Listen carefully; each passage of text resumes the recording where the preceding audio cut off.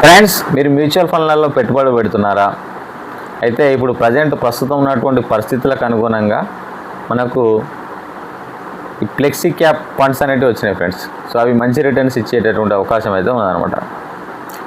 Flexi cap funds అంటే ఏంటంటే మనకు లార్జ్ క్యాప్ ఫండ్స్ అని ఉంటాయి. అంటే పెద్ద పెద్ద కంపెనీలు, ఉదాహరణకు ఎస్బీఐ కానీ, రిలయన్స్ కానీ ఇట్లాంటి పెద్ద పెద్ద కంపెనీలలో పెడితే వాటిని లార్జ్ క్యాప్ ఫండ్స్ అంటాం.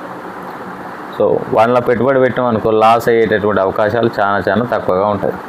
అట్లనే వచ్చేటటువంటి లాభం కూడా చాలా ఎక్కువగా ఉండదు, మామూలుగానే ఉంటుంది. అదేవిధంగా మిడ్ క్యాప్ అన్నాం అనుకో, కొంచెం మీడియం టర్మ్ కంపెనీలు ఉంటాయి.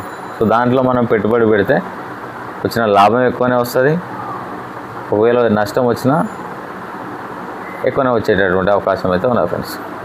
అదేవిధంగా ఇంకా స్మాల్ క్యాప్ అని ఉంటుంది ఫ్రెండ్స్. చిన్న కంపెనీలు ఇంట్లో కనుక పెట్టుబడి పెట్టామనుకో లాభాలు వస్తే మామూలుగా ఉండదు, అదేవిధంగా నష్టాలు వచ్చినా కానీ మామూలుగా ఉండదు అనమాట.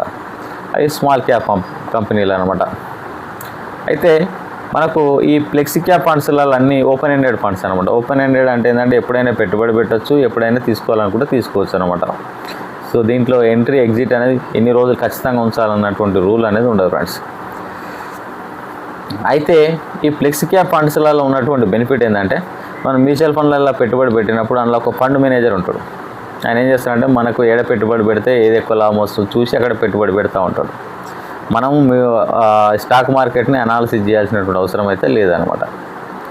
అయితే ఈ ఫ్లెక్సీ క్యాప్ ఫండ్లలో ఒకవేళ మార్కెట్ కనుక డౌన్ అయిందనుకో, మార్కెట్ ఇప్పుడు ఉన్నటువంటి యుద్ధాల వాతావరణ కారణంగా లేకుంటే క్రూడ్ ఆయిల్ రేట్లు పెరగడం వల్ల మార్కెట్ బాగా డౌన్ అవుతుంది అనుకో, డౌన్ అయిపోతూ ఉంటే అన్ని షేర్లు పడిపోతూ ఉంటాయి ఫ్రెండ్స్. సో అట్లాంటి టైంలో ఫండ్ మేనేజర్ ఏం చేస్తారంటే మన దగ్గర ఉన్నటువంటి ఫండ్స్ని తీసుకుపోయి లార్జ్ క్యాప్లలో పెడతా ఉంటాడు. లార్జ్ క్యాప్లలో అంటే పెద్ద పెద్ద కంపెనీలు అనేవి లాస్ అనేది చాలా తక్కువ అవుతాయి అనమాట. సో అప్పుడు పెట్టడం వల్ల ఏమైందంటే, సో మన యొక్క ఏదైతే మనం పెట్టుబడి పెట్టినామో ఆ పెట్టుబడులు అనేది సేఫ్గా ఉండేటటువంటి అవకాశం అయితే ఉన్నదన్నమాట. ఒకవేళ మార్కెట్ కనుక మంచిగా ఉండి బాగా గ్రో అవుతుంది అనుకో, గ్రో అయితే ఏం చేస్తాడంటే మన పైసలన్నీ తీసుకుపోయి ఏం చేస్తాడు, స్మాల్ క్యాప్లలో పెట్టుబడి పెడతాడు ఫ్రెండ్స్. స్మాల్ క్యాప్లలో పెట్టుబడి పెట్టడం వల్ల ఏమవుతుందంటే, సో మన యొక్క పైసలు ఇంకా బాగా పెరిగేటటువంటి అవకాశం అయితే ఉన్నదన్నమాట. సో ఇవన్నీ అంటే ఒక ఫండ్ నుంచి లార్జ్ క్యాప్ నుంచి స్మాల్ క్యాప్ నుంచి మిడ్ క్యాప్కి ఇట్లా అన్నీ మార్చేటటువంటి అధికారం మనము ఫండ్ మేనేజర్కి ఇస్తాం అనమాట. సో ఆ ఛాయిస్ అనేది ఫండ్ మేనేజర్కి ఉంటుంది. అందుకనే దీన్ని ఫ్లెక్సీ క్యాప్ అంటే ఫ్లెక్సిబుల్గా చేంజ్ చేసుకోవచ్చు అని చెప్తాం అనమాట.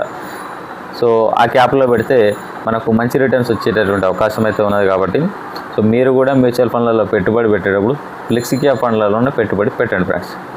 సో ఇప్పుడున్నటువంటి అనిశ్చితి కారణంగా మనం ఏదన్నా ఒక దాన్ని ఫిక్స్ అయి ఉంటే మాత్రం మనకు అంత మంచి రిటర్న్స్ వచ్చేటటువంటి అవకాశం లేదు. కాబట్టి ఫ్లెక్సీ క్యాప్ ఫండ్స్ని చూస్ చేసుకొని అందులోనైతే పెట్టుబడి పెట్టండి friends. Okay friends, thank you. Video నచ్చిందని నేను అనుకుంటున్నా. వీడియో నచ్చితే లైక్ చేయండి, ఫ్రెండ్స్ కూడా షేర్ చేయండి. మన యూట్యూబ్ ఛానల్ కొత్తగా వస్తున్న వాళ్ళు తప్పకుండా సబ్స్క్రైబ్ చేసుకోండి.